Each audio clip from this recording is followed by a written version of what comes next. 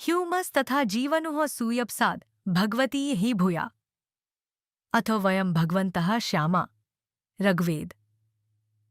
ये दिव्य शब्द एक शाश्वत सत्य को प्रतिध्वनित करते हैं।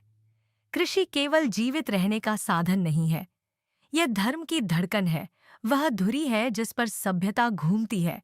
सहस्राब्दियों से भारत की धरती सनातन कृषि के पवित्र सिद्धांतों के तहत पनपी है, केवल एक तकनीक के रूप में नहीं, बल्कि एक जीवंत यज्ञ, पवित्र भेंट के रूप में।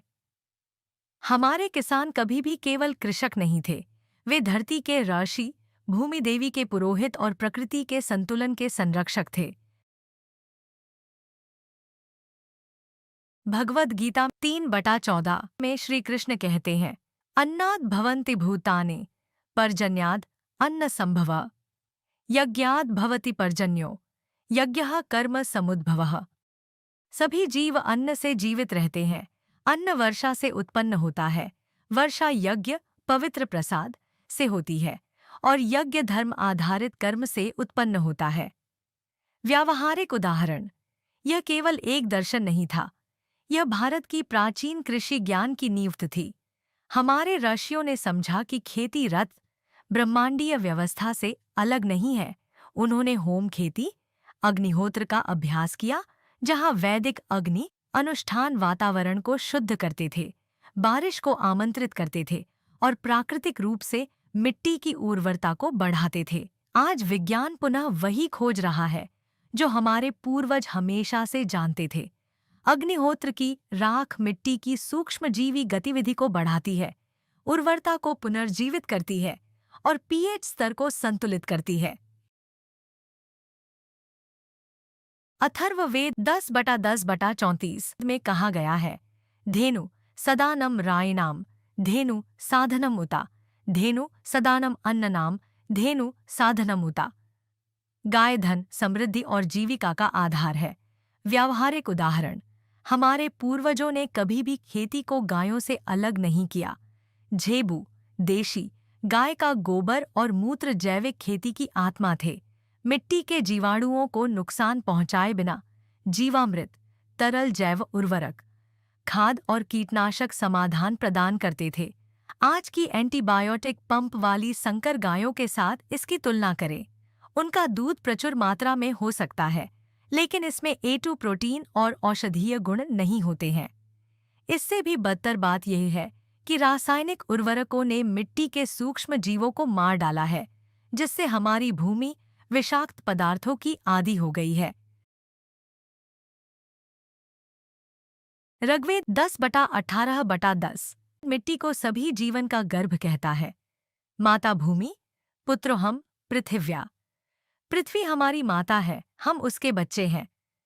व्यावहारिक उदाहरण। प्राचीन भारत समझता था कि मिट्टी एक जीवित इकाई है, सूक्ष्म जीवन, ह्यूमस और जैविक ऊर्जा से भरपूर।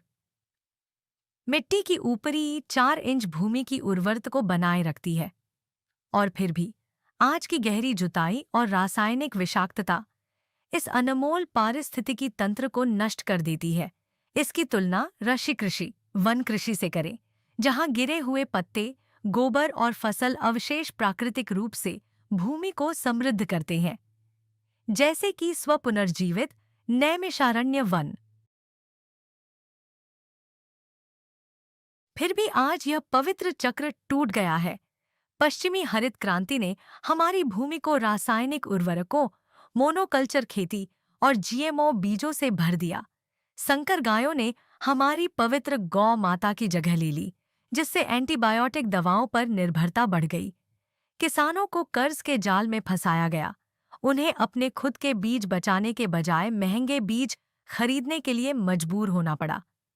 परिणाम, मिट्टी ने अपना जीवन खो दिया है। भूजल स्तर घट रहा है। किसान संकट में है, बढ़ती लागत और घटती पैदावार के बीच फंसे हुए हैं। क्या वापस लौटने में बहुत देर हो चुकी है? नहीं, सनातन कृषि का ज्ञान शाश्वत है।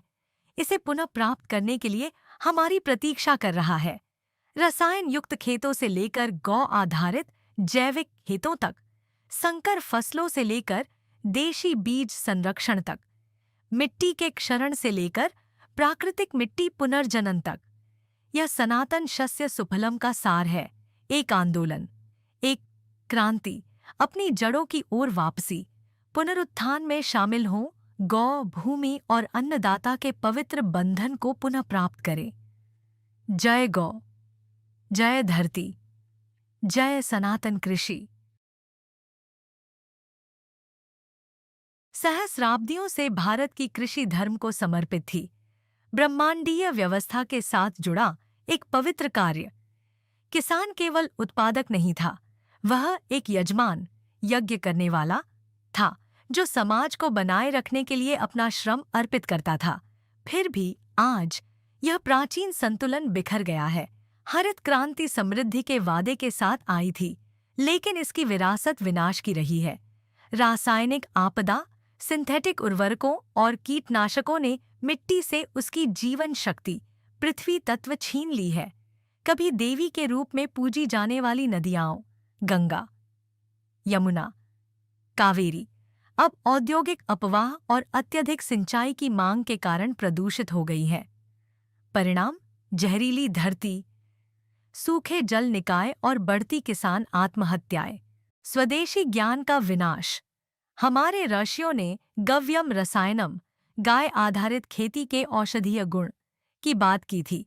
फिर भी आज हमने देशी गाय को छोड़कर विदेशी नस्लों को अपनाया है, जिनमें A2 दूध के गुण नहीं है।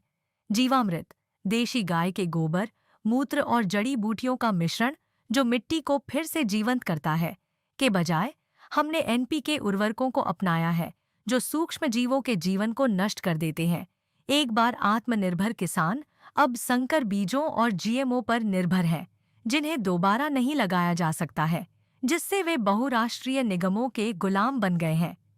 रण और निराशा। भगवद गीता 3/12 हमें याद दिलाती है, इष्टान भोगान ही वो देवा दास्यन्ते यज्ञ भविता। यज्ञ करने से देवता आपको समृद्धि प्रदान करते हैं। फिर भी आज किसान यज्ञ से नहीं, बल्कि रण, बाजार में उतार चढ़ाव और कॉरपोरेट लालच से बंधे हुए हैं। भोजन और स्वास्थ्य में जहर। अथर्ववेद 8/7/20 में कहा गया है, अन्नाद व प्रजा प्रजायन्ते। अन्न से सभी प्राणी जन्म लेते हैं, यह जीवन का मूल स्रोत है। लेकिन आज का भोजन कीटनाशकों से लथपथ और प्राण से रहित है, जो हमारी रोग प्रतिरोधक क्षमता को कमजोर करता है और बीमारियों को जन्म देता है। क्या यही हमारे ऋषियों की कल्पना थी? बृहदारण्यक उपनिषद 1/4/14 धर्म के बारे में इस प्रकार कहता है, धर्मेण पदानि चतस्रः समाहिता। धर्म 4 प्रकार के नियमों को बनाए रखता है, ब्रह्मचर्य, गृहस्थ, वानप्रस्थ और संन्यास। कृषि का उद्देश्य धर्म को बनाए रखना था, उसे नष्ट करना नहीं। आज हम जो देख रहे हैं वह हमारे सच्चे मार्ग से एक विचलन, एक कदम दूर है। चिंतन। क्या यही वह कृषि है जिसकी कल्पना हमारे ऋषियों ने की थी? क्या यही वह भारत है जिसे हम आने वाली पीढ़ियों के लिए छोड़ना चाहते हैं? अब समय आ गया है कि हम अपनी खोई हुई विरासत को पुनः प्राप्त करें, इससे पहले कि धरती हमें भूल जाए। वापस लौटने का एक रास्ता है। इसका उत्तर विदेशी समाधानों में नहीं, बल्कि हमारी अपनी पवित्र धरती में है।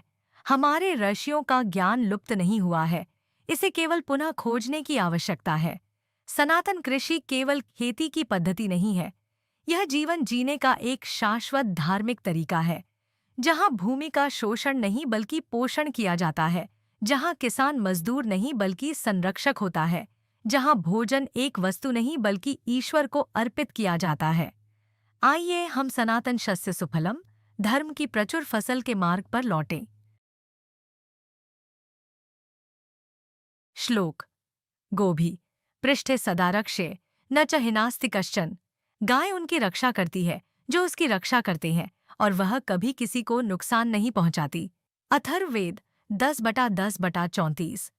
गाय केवल दूध देने वाली नहीं है, वह मिट्टी की उर्वरता की जननी है। सनातन कृषि में देशी गाय का हर अंग महत्वपूर्ण भूमिका निभाता है। गोबर एक प्राकृतिक सूक्ष्मजीव समृद्ध उर्वरक जो मिट्टी की उर्वरता को बढ़ाता है। गौमूत्र पौधों के लिए एक प्राकृतिक कीटनाशक और प्रतिरक्षा बूस्टर। जीवामृत गाय के गोबर, मूत्र, गुड़ और दालों का एक शक्तिशाली मिश्रण जो भूमि को फिर से जीवंत करता है। व्यावहारिक उदाहरण आज भारत के सर्वश्रेष्ठ जैविक खेत पंचगव्य पर निर्भर है, जो 5 तत्वों दूध, दही, घी, मूत्र, गोबर का मिश्रण है, जिसका उपयोग प्राचीन काल में मिट्टी के स्वास्थ्य को समृद्ध करने और पौधों की प्रतिरोधक क्षमता को बढ़ाने के लिए किया जाता था। श्लोक आप प्रणीता भुवनस्य नाभिम। जल सभी प्राणियों के जीवन का केंद्र है। ऋग्वेद 1/23/19। आधुनिक सिंचाई भूजल को कम करती है, लेकिन हमारे पूर्वज बेहतर जानते थे। तालाब, चेक डैम और बावड़ियां साल भर उपयोग के लिए पानी संग्रहित करती हैं। मल्चिंग और कृषि वानिकी नमी को संरक्षित करती है और वाष्पीकरण को कम करती है। बरगद और नीम जैसे गहरी जड़ वाले पेड़ मिट्टी के कटाव को रोकते हैं और जलाशयों के रूप में कार्य करते हैं। व्यावहारिक उदाहरण राजस्थान के शुष्क क्षेत्रों में स्थानीय समुदायों द्वारा पुनर्जीवित जोहड़ पारंपरिक तालाब ने अगम बंजर भूमि को फिर से जीवित कर दिया है। कुडिमारमथु प्राचीन तमिलनाडु जल प्रबंधन ने आधुनिक दोहन से पानी की कमी होने से पहले सदियों तक कृषि को बनाए रखा। श्लोक या फलिनीर या फला पुष्पा यश्च पुष्पिनी बृहस्पति प्रसूताहता नो मुंचन्तु बंधनात्। प्रकृति के आशीर्वाद से उगे हुए फलदार और अफलदार, फूल वाले और बिना फूल वाले पौधे हमें भूख और बंधन से मुक्त करें। अथर्ववेद 8/7/3। रासायनिक उर्वरक मिट्टी के प्राकृतिक माइक्रोबायोम को नष्ट कर देते हैं, लेकिन सनातन कृषि इसे पुनर्जीवित करती है। वर्मी कंपोस्ट केंचुआ युक्त जैविक खाद जो मिट्टी को प्राकृतिक रूप से हवादार बनाती है। एनारोबिक माइक्रोबियल कल्चर लाभकारी बैक्टीरिया जो कार्बनिक पदार्थों को पोषक तत्वों में तोड़ देते हैं। जैव उर्वरक पौधों के अनुकूल कवक जैसे माइकोराइजा जो खनिजों के जड़ अवशोषण को बढ़ाते हैं। व्यावहारिक उदाहरण भारत में वैज्ञानिकों ने पाया है कि गोबर आधारित खाद का उपयोग करने से मिट्टी में कार्बन का स्तर बढ़ता है, जिससे पानी की मात्रा बढ़ती है और सिंथेटिक रसायनों के बिना बेहतर फसल उपज होती है। श्लोक बीजा मां सर्वभूतानां विद्य पार्थ सनातनम। हे पार्थ, मुझे समस्त अस्तित्व के शाश्वत बीज के रूप में जानो। भगवद गीता 7/10। एक समय भारत में अकेले चावल की 1,10,000 से अधिक देशी किस्में थीं, लेकिन संकर और जीएमओ बीजों ने इस विविधता को मिटा दिया है, जिससे किसान कॉरपोरेट नियंत्रित बीजों पर निर्भर हो गए हैं। समाधान किसानों को उन देसी बीजों की ओर लौटना चाहिए जो स्वाभाविक रूप से कीट प्रतिरोधी, सूखा सहिष्णु और पोषण की दृष्टि से बेहतर है। नवधान्या 9 बीज आंदोलन करुप्पु कवुनी चावल जैसी लुप्त हो चुकी किस्मों को पुनर्जीवित कर रहा है, जो अपने समृद्ध एंटीओक्सीडेंट और औषधीय लाभों के लिए जाना जाता है। व्यावहारिक उदाहरण ओडिशा में समुदाय के नेतृत्व वाले बीज बैंकों ने किसानों को प्राचीन अनाज किस्मों को संरक्षित और वितरित करके आत्मनिर्भरता हासिल करने में मदद की है। श्लोक गौम अनुगम्या श्रेष्ठम। गाय और बैलों के तरीकों का पालन करने से सर्वोत्तम परिणाम प्राप्त होते हैं। यजुर्वेद 23/48। आधुनिक ट्रैक्टर मिट्टी को सघन कर देते हैं, इसकी छिद्रपूर्ण संरचना को नष्ट कर देते हैं और लाभकारी केंचुओं को मार देते हैं। लेकिन बैलों से जुताई करने से प्राकृतिक वायु संचार बना रहता है, जिससे मिट्टी को सांस लेने की अनुमति मिलती है। समाधान बैलों का उपयोग करने से डीजल की लागत कम होती है, मिट्टी की सेहत में सुधार होता है और भूमि को नुकसान पहुंचाए बिना दीर्घकालिक पैदावार बढ़ती है। गुजरात और महाराष्ट्र जैसे क्षेत्रों ने बैलों से जुताई को पर्यावरण के अनुकूल, लागत प्रभावी विकल्प के रूप में सफलतापूर्वक पुनर्जीवित किया है। व्यावहारिक उदाहरण: आंध्र प्रदेश के गांवों में पारंपरिक हल का उपयोग करने से मशीन से जुताई वाले खेतों की तुलना में उपज में 30% की वृद्धि देखी गई है, जिसका श्रेय मिट्टी की छिद्रपूर्णता में सुधार को जाता है। हमारे पूर्वजों द्वारा सिद्ध की गई आत्मनिर्भर, पवित्र और संधारणीय कृषि प्रणाली की ओर वापसी। यह केवल खेती नहीं है, यह राशि कृषि है। यह केवल संधारणीयता नहीं है, यह कर्म में धर्म है। यह केवल भोजन के बारे में नहीं है, यह भारत के भविष्य के बारे में है। अब समय आ गया है, सनातन कृषि को पुनः प्राप्त करें, भारत के सुनहरे खेतों को पुनर्जीवित करें और भूमि पर धर्म को पुनर्स्थापित करें। बदलाव का समय अब आ गया है। सनातन कृषि सिर्फ किसानों के बारे में नहीं है, यह हम सभी के बारे में है। यह अतीत की ओर वापसी नहीं है, यह हमारी भूमि पर, हमारे भोजन में और हमारे भविष्य में धर्म का पुनरुद्धार है। सनातन कृषि का सार स्थिरता, आत्मनिर्भरता और प्रकृति के साथ सामंजस्य में निहित है। आइए हम सब मिलकर भारत को उसके वास्तविक कृषि गौरव पर वापस लाएं, जो सनातन शस्य सुफलम का सपना है। श्लोक: कृषि गोरक्ष वाणिज्यम वैश्य कर्म स्वभावजम। कृषि, गोरक्षा और व्यापार वैश्य वर्ग के स्वाभाविक कर्तव्य है। भगवद गीता 18/44। कार्य बिंदु: विदेशी रसायनों को ना कहें और स्वदेशी जीवामृत और पंचगव्य को हाँ कहें। जीएमओ को अस्वीकार करें, भारतीय बीज परंपरा की ओर लौटें। आत्मनिर्भरता सुनिश्चित करने के लिए सामुदायिक बीज बैंक बनाएं। मिट्टी को नुकसान पहुंचाए बिना उपज बढ़ाने के लिए बहुपरत फसल, कृषि वानिकी और प्राकृतिक उर्वरकों का उपयोग करें। व्यावहारिक उदाहरण: कर्नाटक के अमृत कृषि आंदोलन में किसानों ने स्वदेशी गाय आधारित खेती का उपयोग करके रसायनों को पूरी तरह से खत्म कर दिया है, उपज में वृद्धि की है और अपनी मिट्टी की उर्वरता को बहाल किया है। श्लोक: विज्ञानेन हि अपोह्य पश्यति वासं जीवनम मनीषी। सच्चे ज्ञान और शोध के माध्यम से व्यक्ति जीवन का सार देख सकता है। यजुर्वेद 40/14। कार्य बिंदु: खोए हुए कृषि ज्ञान के लिए कृषि पराशर और वृक्षायुर्वेद जैसे वैदिक ग्रंथों पर शोध करें। गोबर, नीम और गौमूत्र से प्राकृतिक जैव उर्वरक विकसित करें। प्राचीन भारत से पानी की बचत करने वाली खेती के तरीकों पर ध्यान दें। बड़े पैमाने पर खेती के लिए रासायनिक कीटनाशकों के लिए किफ़ायती प्राकृतिक विकल्प बनाएं। व्यावहारिक उदाहरण: पारंपरिक बीज चयन विधियों का उपयोग करके भारत में विकसित पूसा, बासमती किस्म में उच्च रोग प्रतिरोधक क्षमता है और संकर किस्मों की तुलना में इसे कम पानी की आवश्यकता होती है। श्लोक: अन्नम ब्रह्मेति व्यजानात्। भोजन वास्तव में ब्रह्म है, जीवन का पालन करता है। तैत्तरीय उपनिषद 3/2/1। कार्य बिंदु: प्रसंस्कृत खाद्य पदार्थों के बजाय स्थानीय जैविक किसानों से खरीदें। गौशालाओं और प्राकृतिक खेती आंदोलनों का समर्थन करें। रासायनिक युक्त संकर गेहूं के बजाय देशी अनाज रागी, ज्वार, कोदो, राजगिरा खाएं। खाद्य अपव्यय को कम करें, भोजन को धरती माता का प्रसाद मानें। व्यावहारिक उदाहरण: तमिलनाडु में समुदाय समर्थित कृषि (CSA) मॉडल किसानों और उपभोक्ताओं को एक साथ ला रहे हैं। उचित मूल्य, ताज़ा भोजन और एक स्वस्थ पारिस्थितिकी तंत्र सुनिश्चित कर रहे हैं। यह सिर्फ कृषि के बारे में नहीं है, यह भारत के अस्तित्व और पुनरुद्धार के बारे में है।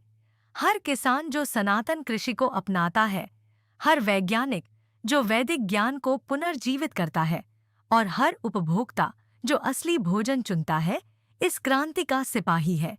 आइए हम प्रतिज्ञा लें: जय जवान, जय किसान, जय विज्ञान, जय अनुसंधान, जय गौ, जय धरती, जय सनातन कृषि, सनातन शस्य सुफलम की जय। इस आंदोलन में शामिल हों, अपने दृष्टिकोण को साझा करें। आइए भारत को उसकी जड़ों तक वापस ले जाएं।